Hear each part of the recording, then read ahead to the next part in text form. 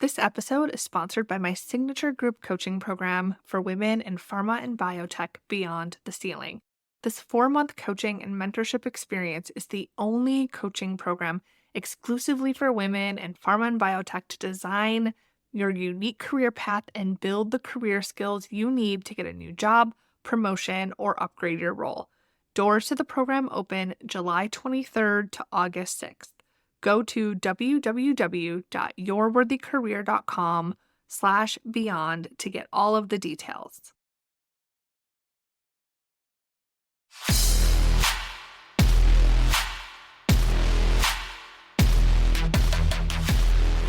Welcome to Your Worthy Career, a podcast for women in pharma and biotech with me, Melissa Lawrence.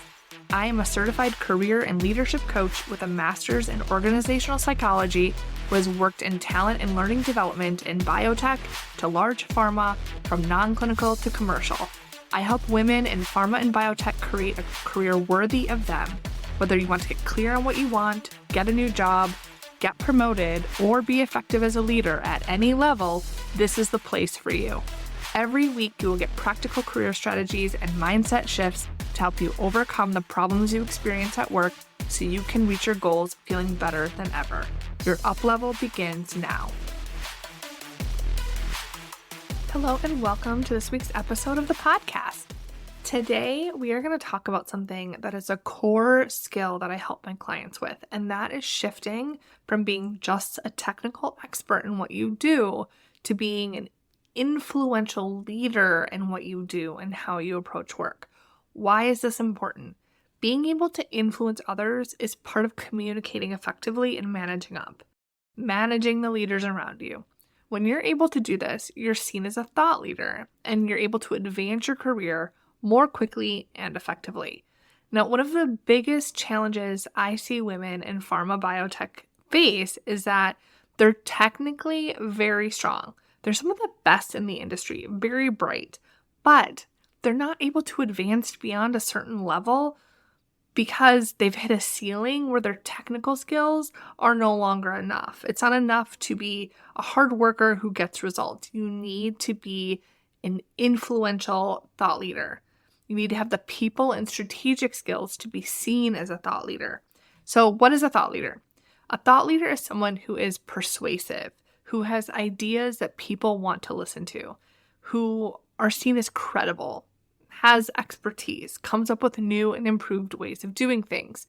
Now, if you're hearing this and you're thinking, well, that's not me, it is you. I promise it's you. Every woman that I have worked with in industry, and you are no different, is someone who has great ideas, who is credible, who has an area of expertise, and who has ideas for how to do things better. So the first time someone told me that I was a thought leader was, I think in 2009. I remember thinking, whoa, like what is that? Right? I had never heard that before. A senior leader was telling me that she respected my thought leadership and that this would take me really far in my career, and I'm a thought leader and that I should know that. I didn't really know what she meant, and so I asked her. It was pretty straightforward and said, tell me more, like what exactly do you mean? And she told me I have really good ideas. I have new ways of doing things, that I'm able to influence senior leaders like her and others to get buy-in. And when I talk, people want to listen. What a compliment, right? And when I look back, I see how this played a role in my own career progression. To me, I was just communicating well, but I took for granted that this is actually a skill that I have. It's a talent that I have to be able to do. And my bachelor's is in communication. So some of you might not know that. So I'm also big on connections and relationships. I also care about how we do things at work. All of these things combined have naturally and kind of skillfully created this thought leadership trait that others saw in me. And I don't want to give the impression that this is just naturally who I am. I do have some natural talent and ability, but I also studied communication. I studied leadership. I have a master's in organizational psychology. Like I've always tried to improve the way that I'm working. I've always tried to kind of solve the problem of whatever wall I'm hitting. And so that skill that I've learned, the natural talent I have, the practice that has become masterful over the years has just built up into this being something that I'm pretty good at. And so I want to share with you kind of what I've learned and how you can take this on for yourself as a skill because it's so important. So as a coach, this is something that I work with women on the industry on, whether it's one-on-one or in my group Beyond the Ceiling. Communication and influence are the core skill that you build, right? It's the thing that, aside from the new job, figuring out what you want, designing your career path, aside from all of that, the foundation is communication and influence, because that's something that's going to help you be successful in implementing whatever your target goal is. And it's something that will take you far for the rest of your career. It touches every aspect of your career, from how well you work with your boss, how much you work or overwork, the resources you're able to get, the promotions you earn, the ideas that get implemented, and how well people listen and look to you for answers. So you can imagine, if you're able to communicate and influence well, you're able to interview better, you're able to tap into the hidden job market, advance your career, get promotions, and just have a more enjoyable work experience in life. Things just get easier. You have your ideas heard. You get the people, budget, and program resources you need. You're seen as a leader in your area and not just the doer who gets things done. Everything is easier and goes your way more often. So let's talk about some tips for how to make this shift from feeling like an expert who isn't heard or isn't being recognized to being an effective influencer, okay? So the first is head down to head up.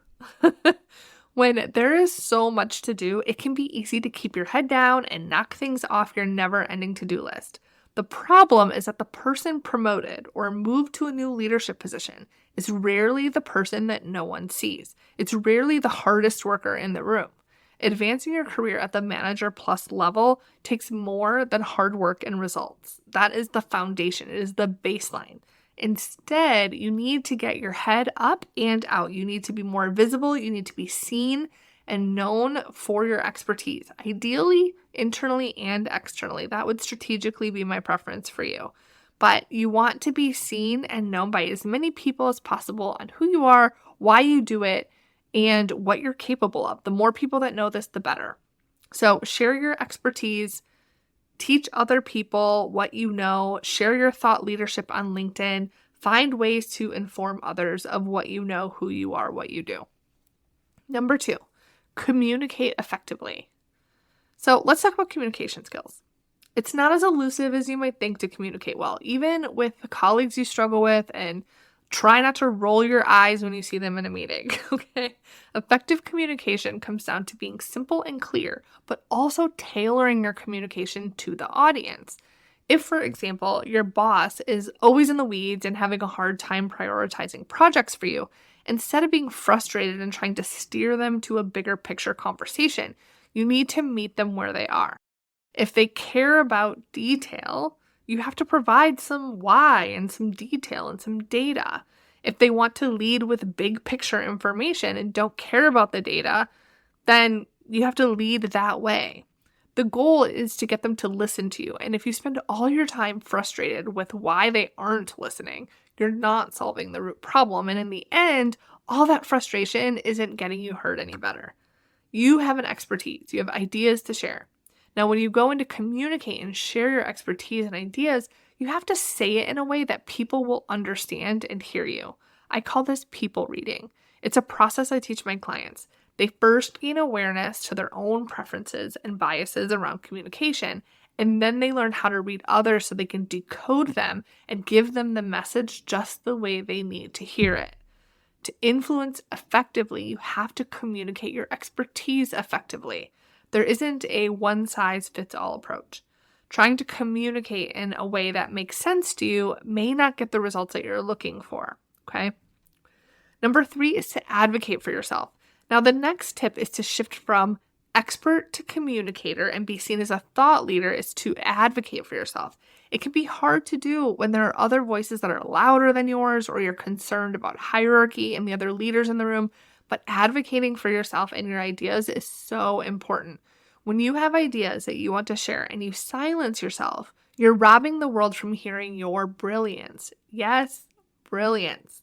Plus, it can send a message to yourself that your ideas aren't as valuable as the other people in the room. If you yourself have an idea and you're not speaking up, then you're kind of saying, that you're silencing yourself, that what you have to say isn't worth it, that the other people in the room are more important, and that's not a good message for your self-esteem. Throughout your career, you're going to be faced with difficult people, misogynists, loud people, leaders you don't agree with, but it doesn't have to silence you. It doesn't have to mean that you're going to not get your way. It means you need to be strategic and you need to build the skill of influence to be more effective. Number 4 is to build authentic and strategic relationships. I just told the current group of Beyond the Ceiling that to influence and manage up with your boss or other leaders, it is helpful if they like working with you.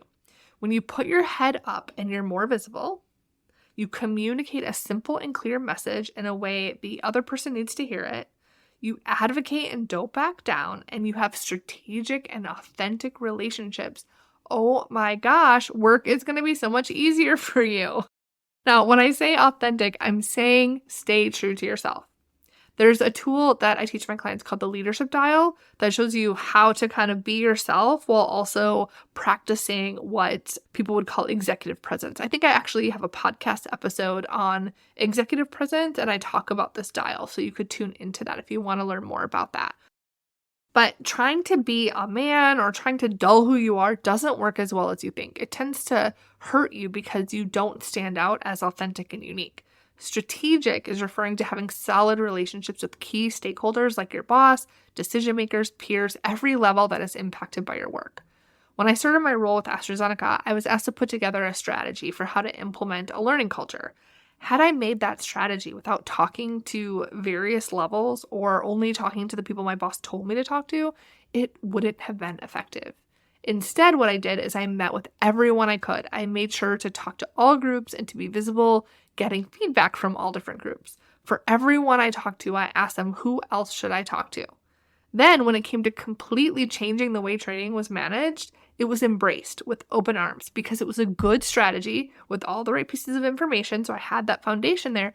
And I had built relationships with people gaining buy-in along the way. So they weren't like, who is this woman coming in, changing the way we're doing everything? Who is this hotshot, right? Instead, it was, listens to us. She is here for us. She is incorporating our ideas.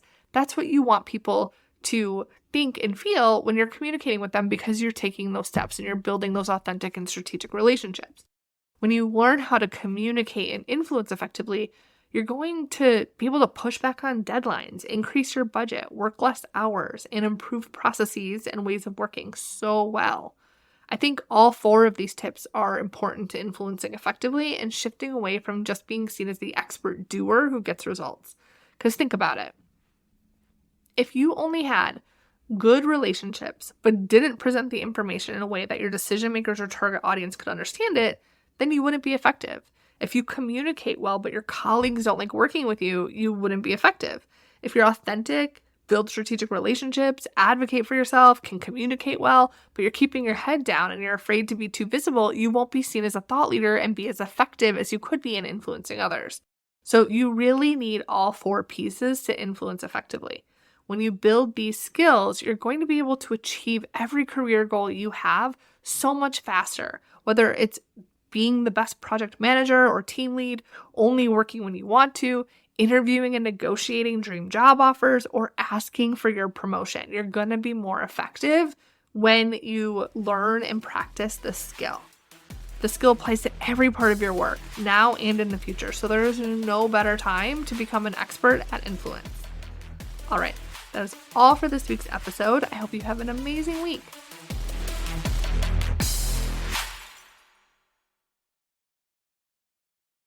Thanks for tuning in. If you're ready to advance your career in pharma and biotech, I want to invite you to join Beyond the Ceiling. You'll get 4 months of high-touch coaching that will help you design your unique career path, build your leadership skills, and get your dream job, promotion, or upgrade to your current role. When you apply for this round by July 25th, you'll get an exclusive bonus, a one-on-one call with me where we'll solve your biggest career problem so you can get unstuck and start making progress right away. Go to www.yourworthycareer.com/beyond to get all of the details.